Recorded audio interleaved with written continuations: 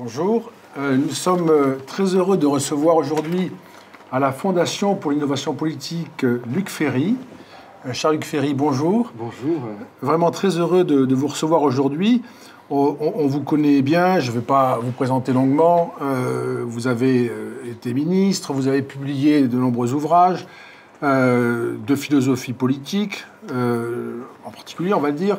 Aujourd'hui, ce qui nous intéresse beaucoup et pourquoi nous sommes heureux de vous recevoir, c'est à propos de votre dernier livre, La révolution transhumaniste, comment la technomédecine et l'ubérisation du monde vont bouleverser nos vies. Ça vient de paraître chez Plomb. On avait auparavant publié de vous un texte à la Fondation pour l'innovation politique, Révolution des valeurs et mondialisation, en 2012. Vous l'aviez peut-être oublié. Oui, j'avais oublié. dans la série sur les valeurs, texte qui avait été repris dans l'ouvrage publié aux Presses universitaires de France sur les valeurs que la Fondation avait voulu proposer. Donc on est vraiment heureux de vous recevoir. Nous allons discuter avec vous et Elisabeth de Castex. Elisabeth de Castex est docteur en sciences politiques et elle est responsable du nouveau blog que la Fondation ouvre aujourd'hui, qui s'appelle Anthropotechnie, et qui va, à partir d'aujourd'hui, suivre l'actualité technique et philosophique, juridique, politique du sujet qui nous occupe grâce au livre de Luc Ferry, qui ouvre des perspectives, on va le voir, tout à fait impressionnantes. J'allais dire stupéfiante, mais on peut dire aussi, il y a beaucoup de promesses, beaucoup de menaces, enfin tout ça se mêle, on va le voir d'une façon, sans aucun doute en tout cas, un défi inédit. Il y a peu de livres en France sur ce sujet, il y a quelques-uns, vous donnez une bibliographie Luc Ferry dans votre ouvrage, et d'ailleurs je le précise, parce qu'il y a des aspects techniques, on ne peut pas les cacher, des aspects techniques, vous donnez en annexe, qui sont importantes et très utiles, les définitions qui permettent de ne pas se perdre et sans cesse de reprendre le fil de la description et de l'analyse. Donc ça, c'est très précieux. C'est un monde nouveau. Beaucoup d'ouvrages sont publiés aux États-Unis, en Allemagne, dans les pays scandinaves, quelques-uns en France. Ça commence. Le vôtre fait partie des ouvrages qui, sans aucun doute, va lancer ou relancer la réflexion sur ce sujet-là. Mais la production est encore très pauvre, eu égard aux enjeux qui sont considérables. Je veux signaler, y compris pour des raisons d'amitié, les travaux que vous citez bien sûr, de Laurent Alexandre, qui voilà, nous fait souvent l'amitié de sa contribution. C'est le meilleur, c'est lui qu'il faut lire d'abord. C'est La mort de la mort, c'est voilà, La mort de la mort, qui est un livre passionnant. Et puis aussi, parce que nous la recevions précédemment dans ce même cadre, et parce qu'elle a coécrit un livre avec une personne que vous connaissez bien, Geneviève Ferron, sur son dernier livre touchant à la question de l'énergie fossile, mais qui avait publié en 2011 avec Jean-Didier Vincent, Bienvenue en transhumanie. Et les deux auteurs ont fait connaissance à la Fondation pour l'innovation politique. C'est comme cela qu'ils ont eu l'idée d'écrire ce livre en 2011, qui en quelque sorte, commençait à poser ces questions-là. Pour ouvrir la discussion, Luc Ferry, on vous remercie encore beaucoup d'être là avec nous. Et je suis particulièrement heureux, je vous le dis, de vous recevoir, parce que moi je vous connais depuis un moment et je vous apprécie beaucoup. Quand on lit votre ouvrage, on a l'impression qu'au fond, le savoir et la technique lancent un défi à la fiction. Êtes-vous capable, vous les auteurs de fiction, d'imaginer un monde qui nous apparaîtrait impossible ? J'ai le sentiment qu'il y a une espèce de grande rupture dans ce que l'esprit peut projeter. Quand on lit votre ouvrage, La révolution transhumaniste, rien, même si on peut faire la part des choses, mais rien ne paraît, à terme, en tout cas impossible, concernant la durée de la vie, la possibilité d'augmenter les capacités de l'homme. La science et la technologie se mêlent. Vous parlez beaucoup du numérique, de l'économie collaborative, on y reviendra bien sûr.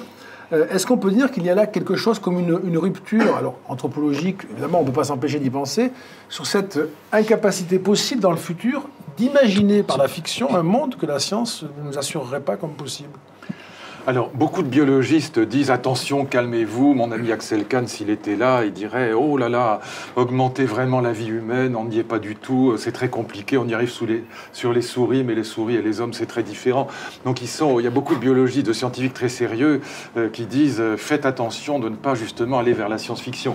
Laurent Alexandre, qui est évidemment un scientifique lui aussi très sérieux, prend soin dans son livre « La mort de la mort » de dire aussi on n'y est pas encore. Les manipulations génétiques, on a toute la technique pour le faire, mais on ne sait pas encore ce qu'on fait. Bon, on n'a pas encore augmenté vraiment la vie humaine, par exemple. On a augmenté l'espérance de vie en éradiquant les morts précoces, notamment au cours du XXe siècle, mais on meurt toujours en gros autour d'une centaine d'années. Personne n'a vécu 200 ans aujourd'hui. Mais une fois qu'on a pris ces précautions, je pense qu'elles sont importantes, il faut pas être délirant sur ces sujets. La vérité, c'est qu'on va y arriver. La vérité, c'est que à la fois le séquençage du génome, je vous rappelle que le premier séquençage du génome humain, il est achevé en 2003, il a coûté 3 milliards de dollars. Aujourd'hui, ça coûte 3 000 €. Et à la fin de la décennie, ça coûtera moins cher qu'une prise de sang. Ça change tout. Et en même temps, ce fameux sécateur d'ADN, ce CRISPR-Cas9 qu'une jeune Française, une jeune Américaine ont inventé, Emmanuelle Charpentier, qui aura peut-être d'ailleurs le prix Nobel pour ça, ça bouleverse totalement aussi ce qu'on appelle l'ingénierie génétique ou la biochirurgie, c'est-à-dire la possibilité de couper et coller les séquences d'ADN quasi aussi facilement qu'on le fait sur un traitement de texte avec une phrase. Donc on va y arriver, ça n'est qu'une question de temps. On augmentera vraiment la vie humaine, on va manipuler les cellules de l'embryon humain, le génome des cellules embryonnaires. Tout ça va être faisable et ça dépasse de très très loin tout ce qu'on avait pu imaginer dans le domaine de la science-fiction. Là où vous avez raison, c'est que ce qu'on va être capable de faire et si c'est pas dans les 50 ans qui viennent, ce sera dans les 100 ans ou dans les 200 ans. Mais de toute façon, on va y arriver. Les pouvoirs de l'être humain sur l'être humain sont virtuellement sans limite. Et c'est ça, évidemment, qui pose un certain nombre de problèmes démographiques, économiques, politiques, mais aussi éthiques et spirituels. Donc on va vraiment vers une maîtrise de soi, parce que c'est ça le mouvement de fond. On va passer, comme dans tout le mouvement des démocraties, de l'hétéronomie à l'autonomie, donc de ce qui nous tombe dessus, la loterie génétique, à ce qu'on peut maîtriser. On va maîtriser la loterie génétique. On y arrivera. Encore une fois, ça n'est qu'une question de temps. Et donc, il faut anticiper dès maintenant les questions que ça pose. Et c'est vrai qu'en France, on est très, très en retard par rapport aux États-Unis, où ces mouvements sont financés à coups de milliards de dollars par Google, et où déjà des dizaines de milliers de publications ont donné lieu à des discussions dans tous les cercles intellectuels, politiques, éthiques, universitaires des États-Unis et d'Allemagne. Alors qu'on découvre à peine depuis 2 ans, 3 ans, les réalités de cette révolution de la technomédecine. Elisabeth. Voilà, et oui, c'est exactement le débat qu'on essaie de lancer. Mais c'est une très bonne idée. Ici. Moi, si vous voulez bien, je voudrais juste revenir à votre livre.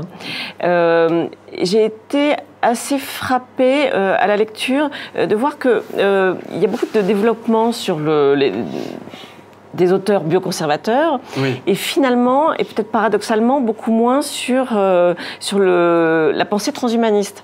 Vous parlez de rapports qui ont fait émerger cette pensée, mais pas tellement d'auteurs. Il faudrait juste d'abord définir le bioconservatisme un tout petit peu quand même. Hein. Voilà. Disons que d'abord, disons les choses très clairement, parce que peut-être ceux qui nous écoutent ne savent pas de quoi parlent ces gens-là. Déjà, là, on est parti disons, dans le transhumanisme, vous avez 2 idées fondamentales et qui sont contestées par les bioconservateurs comme Francis Fukuyama, comme Michael Sandel, même à certains égards comme Jürgen Habermas, pour citer 3 des plus grands philosophes dans le monde aujourd'hui. Et donc, il y a 2 idées fondamentales qui sont contestées. La première idée qui anime le courant transhumaniste et qui, encore une fois, est largement financé par Google à travers divers filiales de Google comme l'Université de la Singularité ou la firme qui s'appelle Calico, qui a été créée en 2013 et qui a justement pour finalité d'augmenter vraiment la vie humaine et de lutter contre la vieillesse et la mort. Première idée, c'est passer d'une médecine de la réparation à une médecine de l'amélioration. Donc, traditionnellement, on appelle le médecin quand on est malade ou qu'on a eu un accident, il est là pour réparer, pour soigner. Là, on veut augmenter l'être humain et notamment augmenter sa longévité, augmenter vraiment sa capacité de résistance, de lutter contre la vieillesse. Mais on peut augmenter beaucoup de choses, sa force, son intelligence. Tout ça est potentiellement faisable, y compris l'intelligence, contrairement à ce qu'on aimerait croire en bon démocrate et en historien. Mais probablement, on y arrivera aussi. Et donc, la deuxième idée, donc médecine de l'augmentation. Et ils prennent des exemples intermédiaires, par exemple la chirurgie esthétique, c'est déjà une médecine de l'augmentation. La laideur n'est pas une maladie. Le Viagra, les drogues, c'est déjà de la médecine de l'augmentation. Le fait d'avoir des problèmes d'érection quand on a 95 ans, c'est pas une maladie, ça fait partie de la vieillesse normale et naturelle. Et donc les drogues, le dopage, tout ça, ça fait déjà partie de la médecine de l'augmentation et de l'amélioration. Puis la deuxième idée, et c'est là que souvent les anti-transhumanistes passent complètement à côté du problème, ce sont très souvent des gens qui viennent du mouvement libertarien, c'est plutôt des gauchistes libertaires à l'origine. Des libéraux libertaires. Hein. Et donc la deuxième idée, c'est de lutter contre les inégalités naturelles. Les transhumanistes disent, voilà, avec l'État-providence, on a très bien fait, on a lutté contre les inégalités sociales, on a créé par exemple en France des ZEP, on met de l'argent là où il y en a le moins, on essaye de corriger le tir, on a une aide sociale, une protection sociale, on essaye de corriger les inégalités naturelles. Maintenant, le tour est venu de lutter contre les inégalités, j'ai dit naturelles, c'est un lapsus, on a lutté contre les inégalités sociales, le tour est venu des inégalités naturelles. La loterie génétique, elle est aveugle, elle est insensible, elle est amorale. La mucoviscidose, la trisomie 21, ça tombe sur votre enfant, vous n'avez rien fait de mal. Si on peut corriger ça, ça veut dire quoi? C'est très profond. Ça veut dire qu'on va passer de l'hétéronomie à l'autonomie. On va passer de ce qui nous tombe dessus de l'extérieur, la loterie génétique, la nature qui est aveugle, qui est insensible, qui est amorale, pas immorale, mais amorale, est injuste d'une certaine manière. Eh bien, on va passer de cette loterie génétique au choix libre de corriger ce qui peut l'être par le CRISPR-Cas9, l'ingénierie génétique, le séquençage du génome, etc. L'hybridation homme-machine, tout ce que vous voudrez, qui sont donc les retombées de cette troisième révolution industrielle de la technomédecine. Et donc le projet, il est assez grandiose. Effectivement, pardon de vous couper, non, je vous en prie, mais c'est juste les deux idées. Vu comme ça, finalement, dans la mesure où on anticipe davantage les bienfaits que la peur, finalement, tout le monde est transhumaniste, finalement.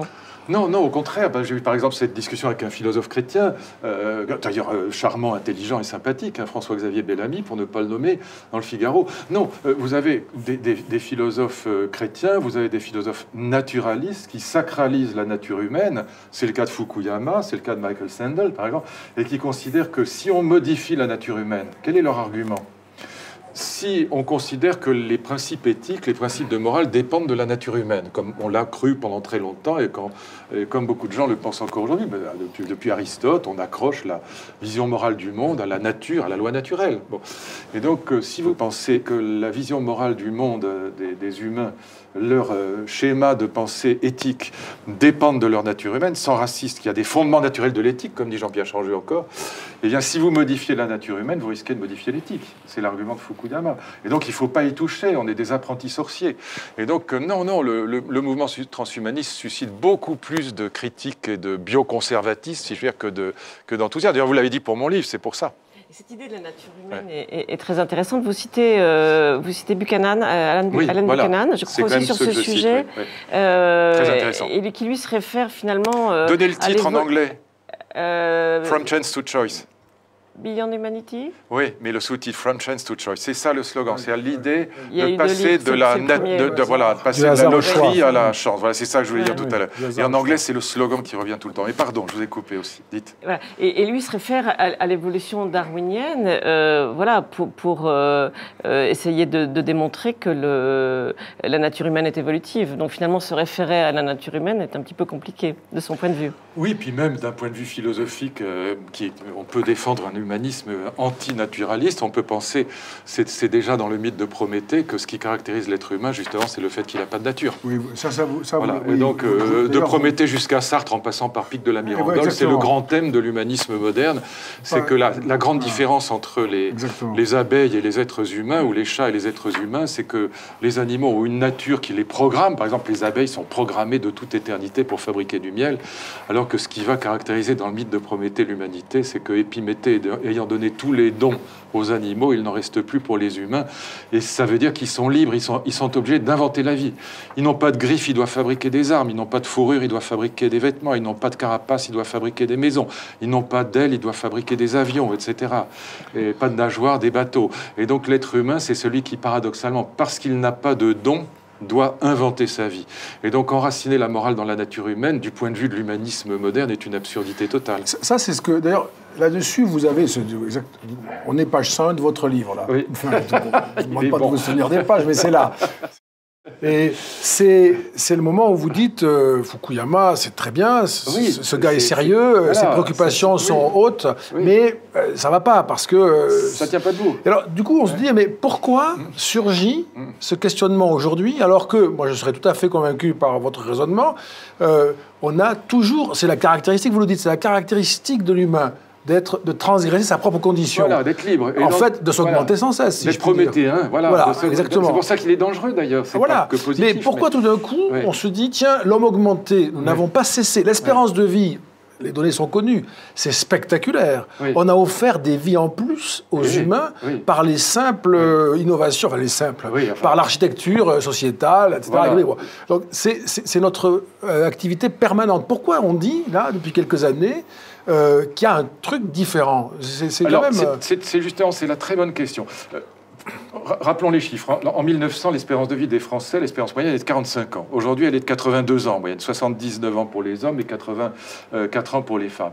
Mais nous n'avons augmenté l'espérance de vie qu'en éradiquant les morts précoces, en restant donc dans le cadre de la médecine traditionnelle.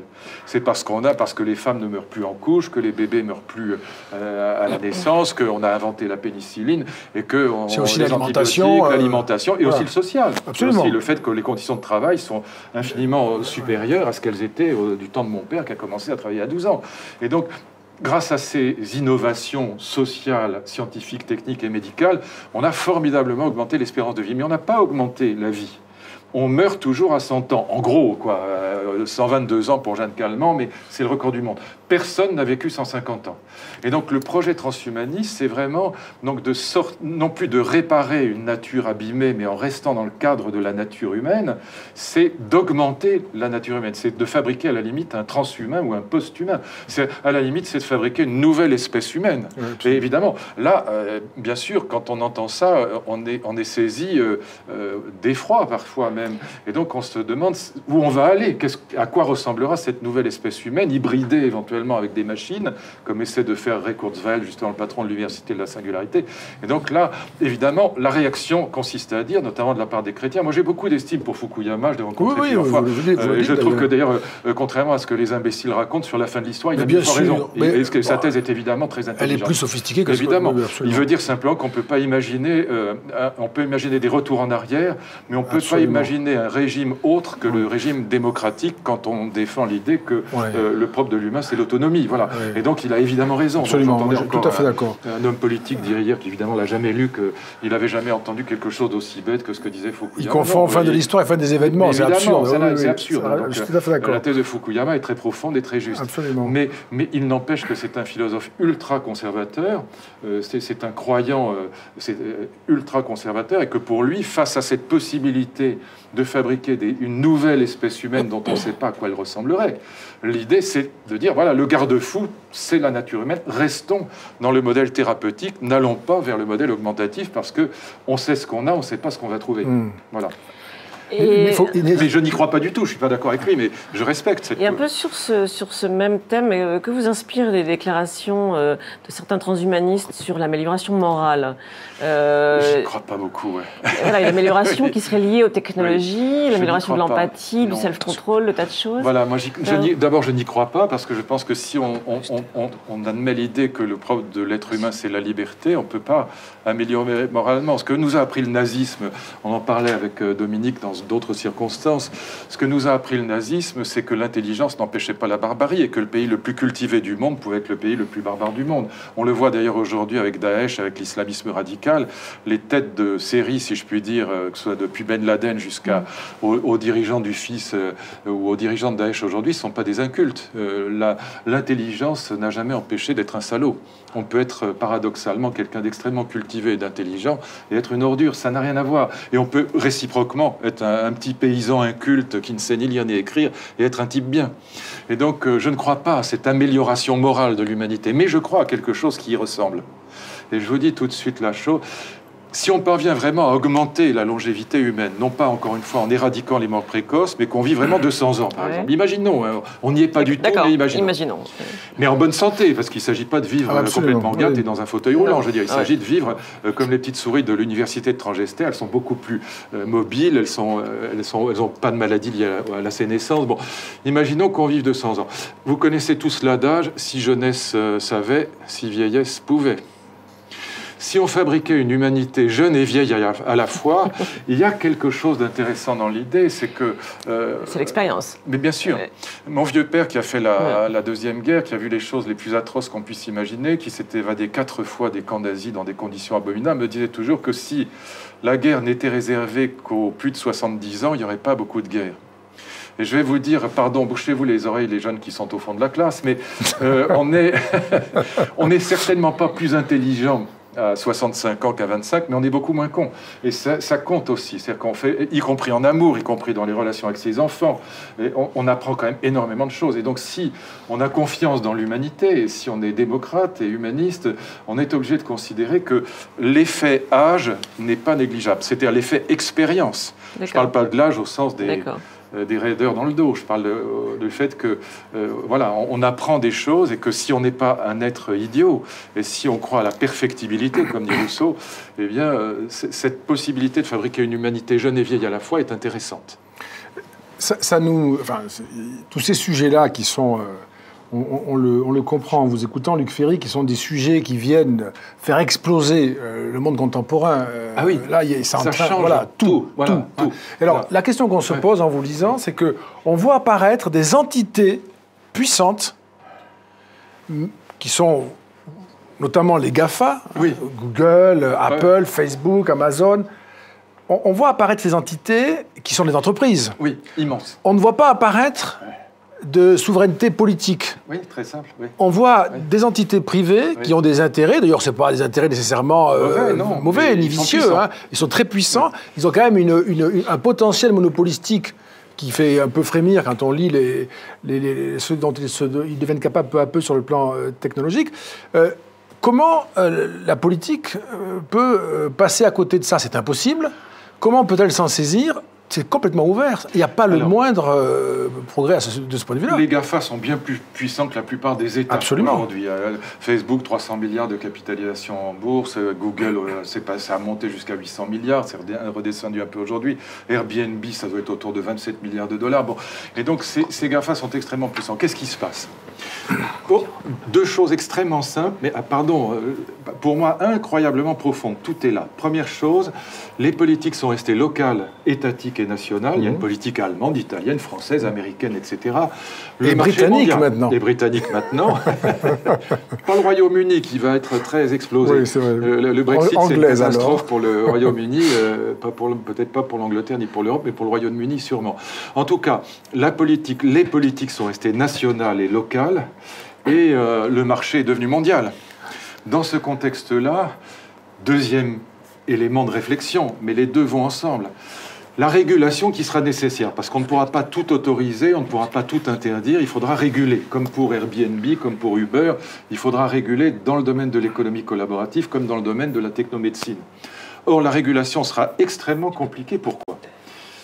Au niveau étatique, parce que, c'est super technique. Les nanotechnologies, les biotechnologies, le big data, l'Internet des objets, l'intelligence artificielle, les imprimantes 3D, tout ça qui fait partie de la troisième révolution industrielle, c'est super technique. On peut y passer une vie de chercheur sur chacune de ces spécialités. 2, ça va très très vite. Disruption créatrice, comme on dit. Ça va extrêmement vite. La loi de Moore s'applique à peu près partout. C'est-à-dire qu'on augmente la puissance des ordinateurs depuis leur création. Tous les 18 mois, elle est doublée. Et c'est à peu près la même chose pour le séquençage du génome et dans tous ces domaines qu'on vient d'évoquer. Et troisième point, à cause de ce que je viens de vous dire, aucune régulation étatique n'a le moindre sens. On a interdit en France l'insémination artificielle avec donneur aux femmes. C'est autorisé à Londres et à Bruxelles. Le seul effet, c'est que ça emmerde les femmes françaises et que ça les fait payer plus cher et prendre le train. Mais ça ne sert absolument à rien. Et donc les régulations ne peuvent être... On ne peut pas justifier tout par ce problème de... Non, je justifie rien du tout, je dis que ce sera compliqué. Je justifie strictement rien. Je dis simplement que si vous ne prenez pas en compte ces trois éléments, à savoir que c'est très technique et que nos politiques ne sont pas du tout au niveau, parce qu'ils n'ont aucune culture scientifique pour l'immense majorité d'entre eux, que ça va extrêmement vite, que ça bouge beaucoup plus vite que les régulations. Et trois, que les régulations nationales n'ont pas grand sens. Et j'ajoute une dernière chose, les conflits que la troisième révolution industrielle va ouvrir, aussi bien du côté de Uber ou Airbnb que du côté de la technomédecine, sont des conflits qui rentrent sous la catégorie grecque du tragique. La catégorie grecque du tragique, c'est une catégorie qui oppose des légitimités équivalentes. Créon, le roi de Thèbes, a raison de ne pas vouloir enterrer les traîtres. Antigone, la sœur du traître, elle défend la loi de la famille, la loi du cœur. Elle a raison aussi de son côté. C'est pas un salaud et une femme bien, ou une crapule et un roi grandiose. Ce sont deux légitimités équivalentes. Et c'est ça, je vais le dire très simplement, Airbnb a raison de dire « fichez-nous la paix, laissez-nous échanger des appartements ». Les hôteliers ont raison de dire « on a des charges sociales, des normes incendie, des normes handicap, et vous ne pouvez pas organiser une concurrence déloyale ». Même chose pour la technomédecine. Les transhumanistes disent à l'État « fichez-nous la paix, laissez-nous modifier l'être humain ». Mais si vous modifiez une partie de l'humanité, ça touche l'autre, et elle est concernée aussi. Et donc on aura affaire à des déchirures qui seront tragiques, c'est extra-moral, c'est ça le tragique, c'est pas une catégorie morale, qui oppose des légitimités équivalentes. Et cette catégorie du tragique, elle va, je crois, être très importante pour penser le monde qui vient. Et alors comment est-ce qu'on sort de ce tragique? Donc j'imagine par le compromis. Compromis, bien sûr. Compromis. Bien sûr. Et si vous êtes ministre de l'Innovation, je ne veux pas être ministre, mais... quelles seraient les trois premières mesures que vous pourriez prendre? Non, mais comment dire, la question du compromis qui était devenue une question social-démocrate, hein, nous avions des amis d'ailleurs tout à fait remarquables qui avaient écrit un livre tout à fait patient, ça s'appelait La social-démocratie ou le compromis. C'était une vieille idée, voilà, ça faisait un peu rigoler dans les années 60 parce que tout le monde était révolutionnaire et que le compromis, ça paraissait compromission. Non, l'idée de compromis redevient plus actuelle que jamais. Pour les 4 raisons que je viens de vous dire, conflit tragique, terriblement technique, terriblement rapide et mondialisé, avec la possibilité d'un tourisme géopolitique de la technomédecine, par exemple. Et donc, oui, il faut trouver des compromis intelligents. La question de la régulation, elle devient absolument vitale, à proprement parler vitale, c'est vraiment vital. Et ça supposera donc une autre culture que le foot, la sociologie électorale et la com, ça supposera quand même que nos politiques fassent un effort pour reconnaître un petit peu d'économie et un peu de science. Voilà.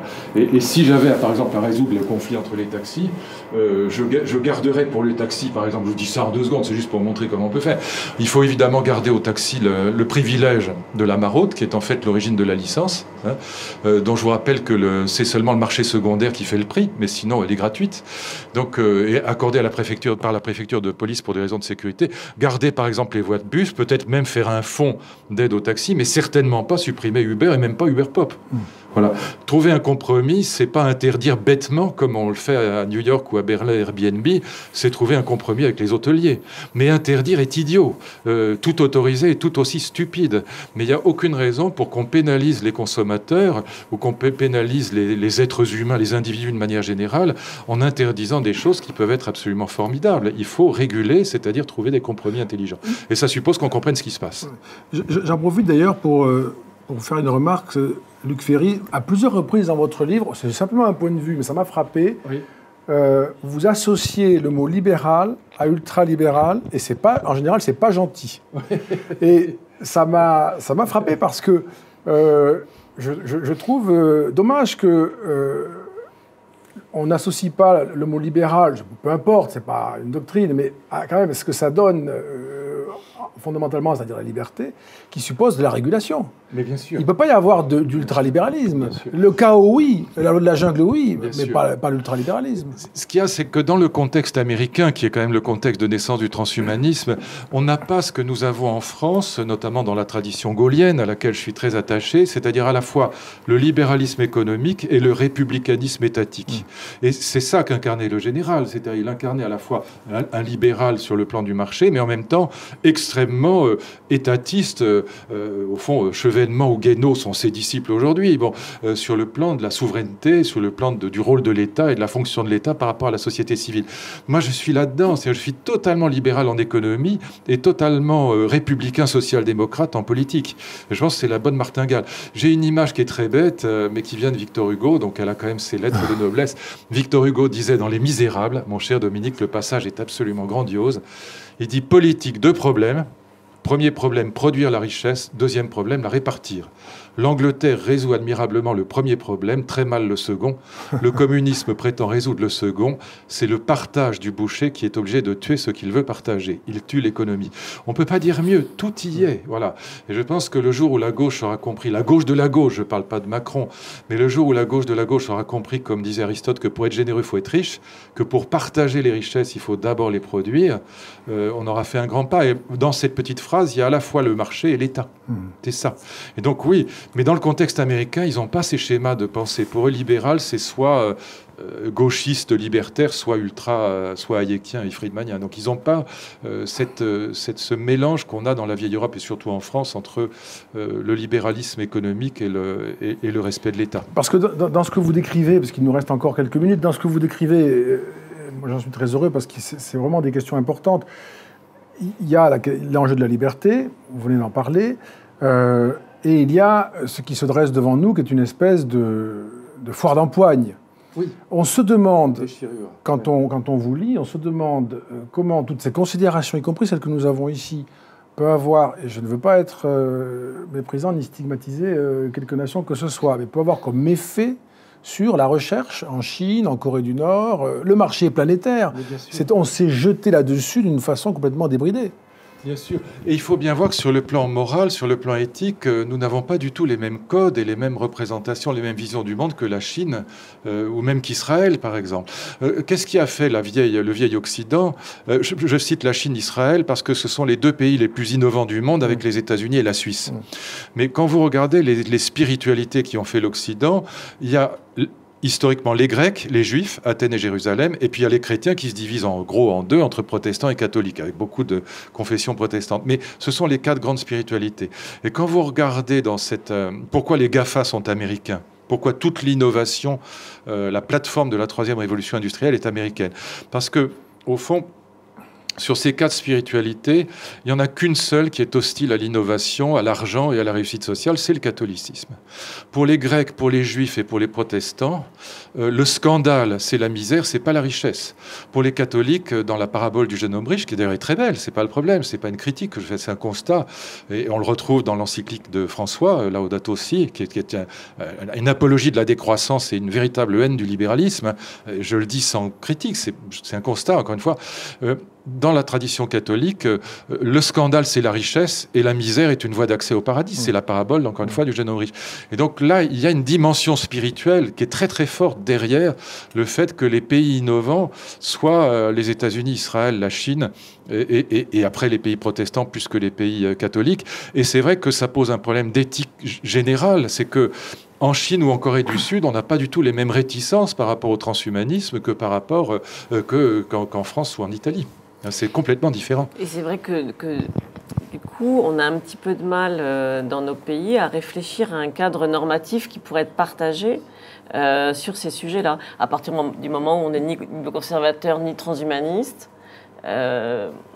comment est-ce qu'il faut réfléchir? C'est pour ça que j'ai cité les 2 grands rapports européens qui sont quand même extrêmement intéressants. Il y en a de la Commission et du Parlement. Donc, contrairement à ce que disent les anti-européens de manière parfaitement stupide, il y a beaucoup de travaux extrêmement intéressants au niveau de l'Europe. Et donc, et beaucoup de conciliation, notamment.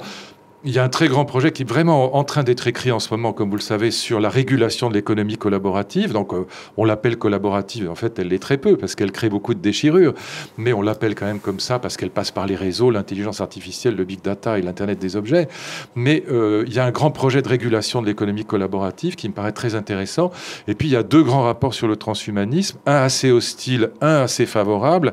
Et les 2 sont très intéressants. C'est pour ça que j'ai cité plus ces travaux-là que les travaux d'auteurs, enfin bien que j'en ai cité beaucoup, parce qu'il me semble que la régulation, pour nous, elle devrait être au minimum européenne. Et d'ailleurs, c'est le niveau compétent. Ouais, et c'est une partie où on se dit, tiens, il se passe quand même quelque chose dans le champ politique Oui. là, puisque vous citez un rapport de 2004 Oui. De la Commission, Voilà. et de 2009 du Parlement européen. Exactement. Et donc, on voit quand même que là, les politiques font leur travail à une échelle qui, comme vous venez de le dire, paraît être celle de la capacité, en tout cas l'échelle minimale de la capacité. Ils ont réagi relativement rapidement. Et voilà, exactement, exactement. En 2004. Là où nos politiques en France, sauf exception, il y a quelques exceptions. Je sais qu'au Parlement, Jean-Frédéric Poisson, par exemple, s'occupe de ces questions-là très activement. Je crois qu'Emmanuel Macron connaît bien ça, mais je ne le connais pas assez pour en témoigner. Et puis, je ne suis pas là pour donner des bons points, mais, ou des bons points. L'Office parlementaire des choix scientifiques et techniques. Oui, mais personne ne sait qui c'est. Ils font un travail formidable. C'est très injuste, mais personne ne sait qui c'est. Voilà. Ça n'a aucun écho dans la société. Et ils font un très bon travail, pourtant, depuis très longtemps. Ouais. Mais personne ne les connaît. Et donc, mais au niveau des têtes de série, puisque notre prochain président de la République, si on veut dire les choses très simplement, un peu brutalement, mais c'est la vérité, ce sera ou Juppé ou Sarko, il faut c'est celui qui gagnera la primaire à l'UMP qui sera président de la République. Donc c'est ou Juppé ou Sarko, vu que les autres, apparemment, n'y arrivent pas. Bon, quoi qu'on en pense, c'est pas un jugement de valeur là aussi. Mais il faudrait qu'ils s'y mettent. Voilà, moi je leur dis très très sérieusement, je leur dis pas lisez mon livre, j'ai pas cette prétention, mais travaillez cette troisième révolution industrielle, préparez-vous à ça, parce que c'est pas Daesh qui va faire le 21e siècle. Daesh va nous emmerder pendant un siècle, mais Daesh fera pas le 21e siècle. Ce qui fera le 21e siècle, c'est les GAFA, c'est la troisième révolution industrielle. Donc on peut pas se contenter de discuter avec Daesh et avec l'islam et avec les mosquées salafistes et avec théocratie contre laïcité, universalisme contre communautarisme. Ces débats sont très légitimes, mais c'est pas ceux-là qui feront le 21e siècle. Daesh finira par perdre. Et donc quand il aura perdu, on s'apercevra qu'on a ouvert un Reich de 1000 ans, comme dit Laurent Alexandre, aux GAFA.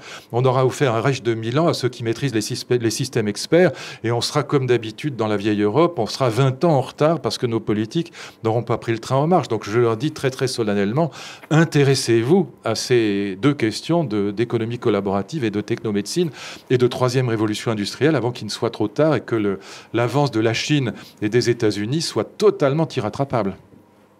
Merci Luc Ferry. Je propose de terminer là-dessus parce que c'est parfait, parce que c'est une invitation adressée aux politiques de prendre en charge. C'est pour ça que j'ai écrit. Ouais. Non, mais c'est très bien, c'est très bien. Et c'est le moment.